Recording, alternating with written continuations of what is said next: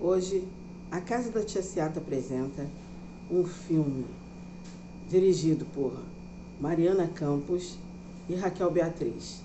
Esse filme fala sobre o protagonismo da mulher negra, baseada em Tia Seata, ganhadoras de vários prêmios, tanto nacionais como internacionais. Assistam o filme Tia Seata.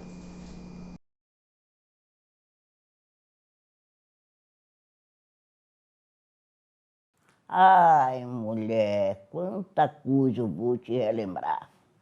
Ô tia Seata, será que eu mereço? Merece, sim. Samba, mulher, dança capoeira, joga os quartos pra lá, joga os quartos pra cá, pesca no rio. Tia Seata, venha comer comigo, venha beber a água do meu pote. Eu estou aqui, minha irmã, comigo ninguém pode.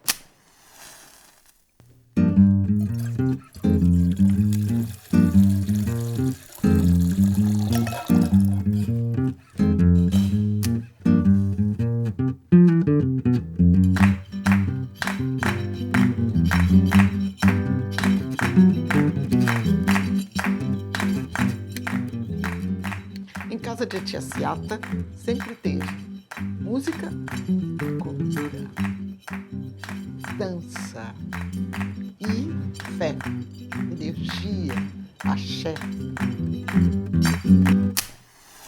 A festa dela era religiões de candomblé na frente, batuque, o samba, o candomblé e tudo. E lá no fundo era onde ela fazia o seu complô com o seu povo. Complô de empoderamento, de fortaleza no fundo da casa dela. E uma coisa muito interessante, a tia Seata, ela vem de Salvador para a cidade do Rio de Janeiro. E, pelo nosso espírito de solidariedade e aglutinação, ela vai fazer com que todos os outros baianos que cheguem também fiquem na Praça 11. Ela apoiava, diz que ali na Praça 11, na Pedra do Sal, qualquer mulher, qualquer família que chegasse, diz que ela até ia vender na rua, ela botava no cais para trabalhar, tudo isso, ela arrumava. Umas ia trabalhar de ganho, outras iam ser lavadeira, outras passadeiras. Ela queria ajudar. E a base dos cultos africanos de religião tradicional é a família. Eu cresço e o meu grupo cresce comigo. E o meu grupo cresce e eu cresço com o meu grupo. Então, esse sentido de trocas intensas, esse sentido de aglutinação permanente, vai fazer com que a gente entenda, inclusive, as ações de tia Seata, de tia Bibiana, de todos os elementos que viveram na Praça 11 e que constituíram o que se chamou a Pequena África. Da família coletiva mesmo em África, né? Não são só os laços sanguíneos, né, que vai definir quem é o meu irmão. E, aliás, quando a gente pensa também no próprio candomblé, você se torna irmão do outro, não é o filho, né? Não são pelos laços sanguíneos. Sei que tia Seata foi mãe de santo, uma grande agitadora cultural, produtora de eventos, né? Assim, já naquele tempo, uma pessoa muito resistente no âmbito do samba, porque diziam que nas festas da tia Seata, né? Ela tinha que negociar com policiais, ou ela, ou, enfim, quem estivesse lá, mas ela tinha que negociar com a polícia para que a festa acontecesse. Iam pessoas importantes dentro da festa, pessoas influentes da política e tal, e era onde o povo se misturava por conta do evento musical e gastronômico que acontecia lá, né? Por que tia Seata? Porque tia é a irmã da mãe e tem os mesmos poderes da mãe. Tia Seata vai caracterizar exatamente esse poder de mãe emprestada para filhos que não saíram do seu ventre. Ela abre a sua casa e ali as pessoas se encontram e resistem e dali, né, o samba começa a ganhar uma outra cara, né? Assim, começa, na verdade, a surgir o samba como esse samba que a gente conhece, que é o samba carioca. Meu pai dizia que as festas na casa de tia Seata eram maravilhosas. Eu posso citar algumas que era forte na casa dela, que era a festa do dia da Oxum, né? E Cosme e Damião, que eram os herês. Então ela falava de candomblé, de capoeira, de jongo, de samba, no mesmo lugar. Então acho que isso é incrível, né? Fabuloso. E lutar contra as autoridades ali, né? Da polícia e tal, que chegavam num determinado momento e tentavam impedir que aquilo acontecesse, porque aí era vandalismo, né? Era vagabundagem, vadiagem, né? Porque na época era proibido o samba e eles usavam através do choro e do machixe e os toques também africanos para poder agregar isso. Então toda hora batia a polícia, levavam preso. E na casa da tia Seara isso não acontecia, porque eles respeitavam ela.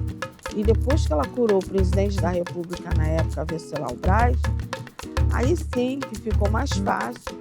Tia Seata vai conseguir curar uma ferida que não fechava e que estava aberta há 5 anos através do tratamento com as nossas ervas, o conhecimento da nossa ciência africana, através dos emplastos, através das ervas, através do uso das folhas diretas sobre as feridas. E foi o que tia Seata fez. A partir daí, ela conseguiu autorização para tocar seu tambor e conseguiu emprego para o seu marido, né? No governo do país. Então, sendo assim, quando tinha uma denúncia, aonde que é a ocorrência? Não, tem os sambistas tocando. É na casa da tia Seata. Não, lá não. Lá não. Lá não tem isso. Nós não vamos fazer ocorrências lá. E não eram só os negros e os baianos, os malês que chegavam. Também os judeus, os islâmicos, os ciganos que se reuniam na casa dela.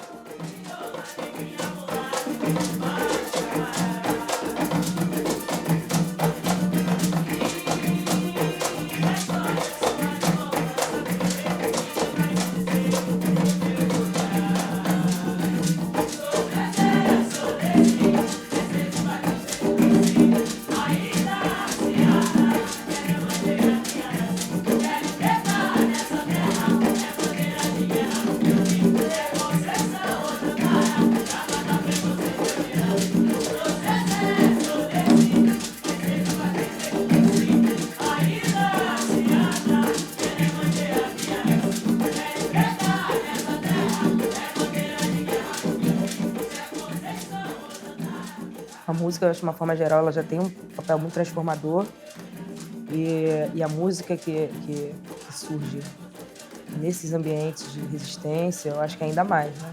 E o samba é isso. O samba não é só um gênero musical, é uma forma de vida, é uma forma de vida em comunidade.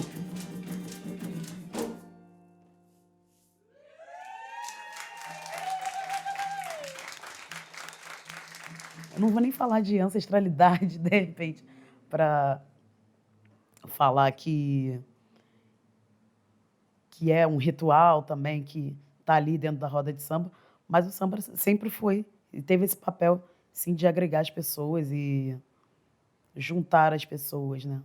O Brasil, o que produz hoje, enquanto música, deve muito a esse momento histórico no Rio de Janeiro, a essa coragem que essa mulher teve de reunir essas pessoas, de comemorar e de fazer festas e de essa é a nossa cultura e vamos vivê-la com todo o direito que a gente tem de viver. Ela estava ali saudando a cultura dela, colocando a nossa cultura como protagonista, assim, né, da história. Para além do espaço da religião, não é?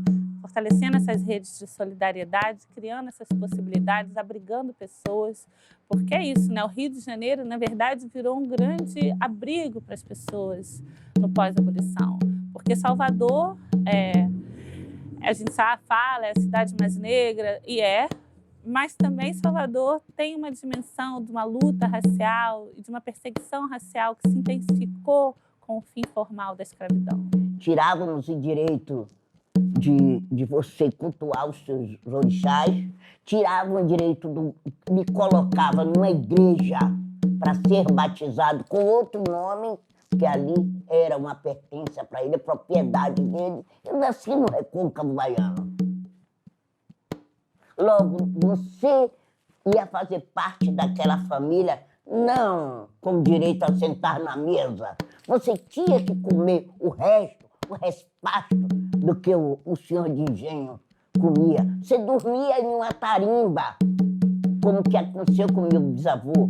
Meu bisavô, porque era reprodutor, dormia numa tarimba.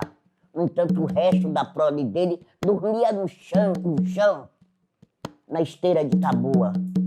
E não é isso, isso não nos pertence mais. Por conta, né, do cenário no pós-abolição, no cenário do mundo do trabalho no pós-abolição, há claramente uma preferência, né, por pessoas de pele mais clara, por imigrantes, e isso vai colocando a população negra, de certo modo, ainda mais à margem. E aí, mais uma vez, a gente vê saltar, não é, a importância dessas lideranças, de uma mulher como a Tia Seata, que acolhe as pessoas, porque a casa, ela não é só o espaço do candomblé e nem o espaço do samba, ela é o espaço da acolhida das pessoas que vêm, não é, de diferentes grupos étnicos de origem ou de diferentes religiões, de diferentes, enfim, trajetórias de vida que são acolhidas, né, por um tempo.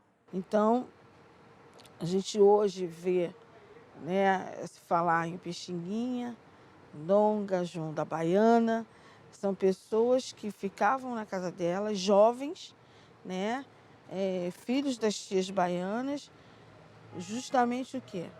Buscando uma forma de se manter dentro da sociedade, porque o samba era muito marginalizado. Quer dizer, quando você fala do samba brasileiro, é impossível você não pensar em Tia Seata. Em termos de história escrita para ser apresentada, né? Qual é o lugar que é dado à Tia Seata? Quando se conta a história do samba no Rio de Janeiro, ou quando se conta a história do Brasil, será que Tia Seata é relembrada com a veemência que ela merece, no papel que ela teve? Quer dizer, você tem que pensar a Tia Seata como pilar, né, de uma identidade nacional, porque a identidade brasileira passa pelo samba, né? Tanto uma identidade interna como uma identidade que é exportada, né? E como Tia Seata aparece dentro disso? O maior problema da questão racial no Brasil continua sendo a invisibilidade, né? A gente construiu ao longo de 4 séculos um imaginário muito forte, muito arraigado na sociedade, né, do que são as pessoas negras, um imaginário negativo. Eu acho, assim, você está falando, eu lembrei de uma coisa horrorosa que o Florestan Fernandes escreve na integração do negro na sociedade de classe. Vai falar que as mulheres negras foram heroínas caladas e pacientes ao longo da sua história. Até que ponto, ou como Tia Seata está presente na nossa vida, né? Ela está presente na nossa vida quando a gente olha para trás e imagina o que aquela mulher fez na época, né? O compromisso que nós temos de fazer hoje. Então, eu acho que mulheres como Tia Seata, mulheres como essas mulheres ainda no porão do navio, né? Então, assim, essa ideia da mulher negra como heroína calada e paciente só pode ser formulada mesmo por um teórico branco, homem, classe alta, né? Que olha para a gente como objeto. E tem toda uma discussão de pensar quando começa e quando termina o pós-abolição para sair um pouco dessa perspectiva do evento, né? Do 13 de maio, a abolição, evento e ponto, né? A gente pode pensar que o pós-abolição está aqui hoje, né? O que é a regulamentação do trabalho doméstico, que não um pós-abolição no tempo presente, né? Um acerto de contas, né? Ainda muito mal feito, diga-se de passagem, né? Há sempre uma expectativa que as mulheres negras estão no mundo para servir. Até a década de 30, se eu não me engano, as pessoas não podiam frequentar escolas noturnas, não tinha escola noturna. Então, como que você trabalha e depois, como é que você vai ter algum tipo de formação se você não poderia estudar à noite? Quer dizer, e mesmo assim, após isso, né, quer dizer, não havia nenhum tipo de preocupação de fato de englobar as pessoas negras. Ao contrário, tinha preocupação de mantê-las marginal. Todas as reformas urbanas feitas, por exemplo, no Rio de Janeiro, no final das contas, elas são reformas que excluem as populações pobres, e aí não é um acidente que entre as populações mais pobres você tem as pessoas negras, exatamente por esse rescaldo do pós-abolição. Historicamente, o Estado brasileiro só veio a pensar, de fato, as populações negras já no século XXI. É interessante a gente entender isso. O Brasil não se constitui uma nação completa. Como dizia o meu amigo Joel Rufino dos Santos, é uma nação inconclusa, porque para ser uma nação, você tem que levar o povo em consideração. A maioria da população brasileira é negra e mestiça. E a proposta que nós temos nesse país é uma proposta excludente para negros, índios e mestiços. E dizer para pessoas negras hoje, você é um ser humano, eu acho que é algo transgressor também, né? Porque a gente é ensinado a não ser... A condição humana não é pensada a partir da gente. Né? A condição humana é branca, é masculina, a ideia de humanidade é eurocêntrica, não tem nada a ver com a gente. Então, quando a gente olha a história que é contada nas escolas, figuras como Tia Seata, por exemplo, pouco aparecem ou não aparecem. E por que isso se dá? Justamente porque a história oficial é a história daqueles que comandam o país e que se ligam a uma tradição europeia e que não querem incluir nem as tradições negras e indígenas nessa proposta de país. E eu acho que aí começa, digamos assim, a origem, né, do nosso problema, que se entranha no imaginário. As pessoas realmente acreditam na ideia de democracia racial, no sentido de que a composição, o surgimento da identidade brasileira, do povo brasileiro, foi, em certo sentido, harmônico, de algum modo harmônico. É isso que permite falar que não tem racismo. É isso que permite falar, permite que as pessoas falem que o racismo, de fato, aqui não existe, porque ele não é tão ruim assim. O maior problema dessa fala é que ela nos cala.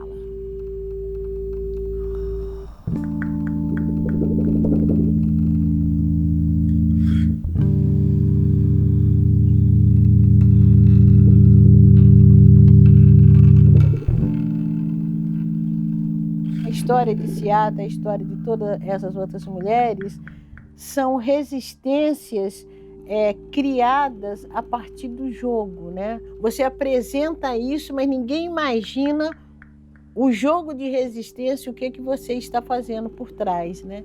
E nesse sentido também a gente pensa a nossa festa como resistência, né? Não é a festa pela festa, né? E a festa também é um momento que as pessoas se equilibram emocionalmente para sair dali e enfrentar, né, o que está lá fora esperando.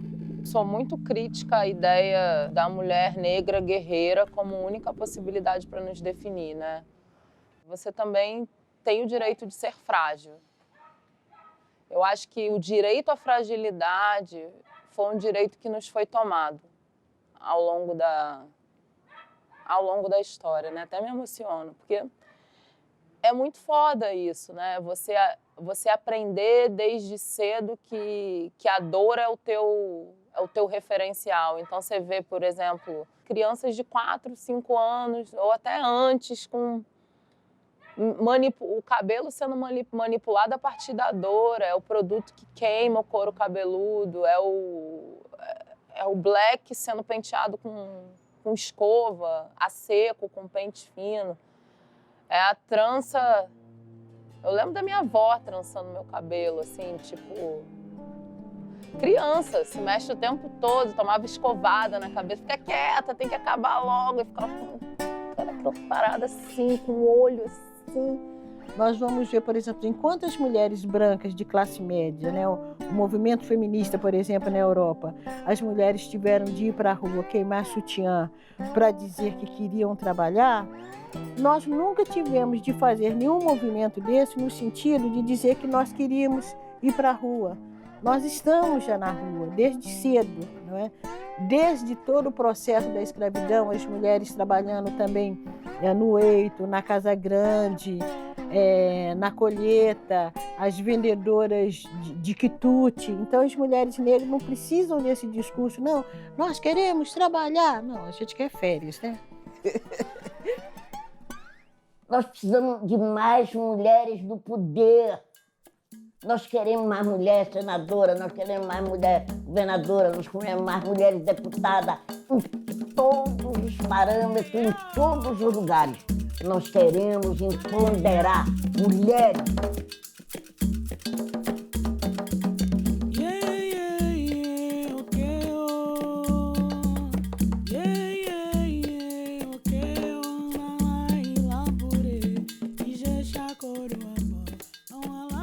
Que decorreu daquela vivência deles na casa da tia Seata, daquele período, teria acontecido sem alegria. A alegria é um ingrediente de como eu me faço e eu me refaço nisso tudo e eu consigo produzir algo bom. E esse algo bom é algo alegre, é algo tem uma vitalidade. Então, assim, não é só uma força reativa ao destrutivo. Não, é uma força criativa também. Então, a figura dela me inspira isso. Me inspira uma força de resistência, mas me inspira uma alegria de criação. Então, tia Seata nos ajuda a empoderar esta mulher. Tomar de assalto novamente tudo a nossa pertença. Que pensam que nos levaram, que nos roubaram, o machismo, tudo isso, mas não. Nós estamos aqui vivas. Cada uma de nós temos um pouquinho da tia Seata, entendeu? Cada uma mulher, né, principalmente a mulher negra, tem um pouco, né, da sua atitude, da sua liderança, do seu poder, da sua sapiência em si. A partir do momento em que a gente descobre isso, aí é que começa uma nova vida, como se a gente nascesse de novo. Então, a gente tem essa potência, é algo histórico, a gente tem essa herança, a gente tem, sabe? Então, é algo que constitui a gente culturalmente. Só que para fazer valer isso, enquanto escolhas do dia a dia, enquanto atitude, a gente tem que ter um processo de se apropriar disso. Então, pegar a herança dela e, bom, agora, uou, o que eu vou fazer com isso? Para não pensarmos que nós estamos ajoelhadas com a cuia na mão. Não, nós estamos com nossos abebés, nós estamos com nossas adagas, nós estamos com tudo nossos, coisa assim, e olhando para a cara de todo mundo que quer nos... Nada disso. Os rifiões, os ladrões que estão aí pensando que nós estamos mesmo, não temos não, e nós estamos bem olhos abertos. Mobó, digo Mobó, Iá. Vocês estão me ouvindo? Estamos, Iá.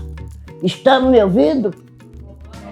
Mas, tia Seata, vamos descer o morro, os guetos e as favelas, Mendiçá, a Pedra do Sabão, tudo aquilo.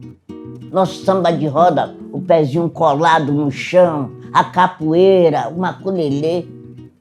Tia Seata deve estar contente. Que diabo dessa... O que é que essa negra está falando tanto no meu nome?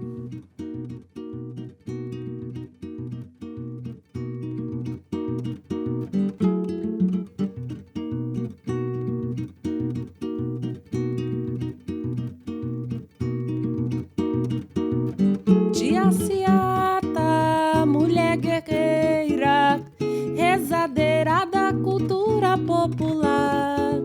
Na sua casa nascia o samba, fruto dos encontros no seu lar. Tia Seata, mulher guerreira, rezadeira da cultura popular.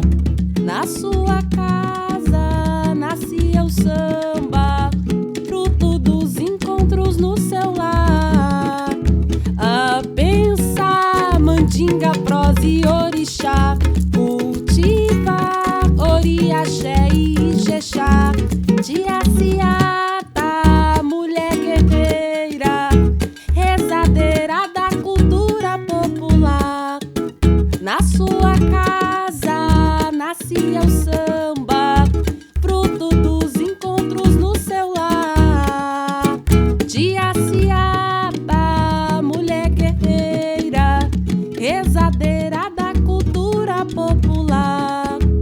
Na sua casa nascia o samba,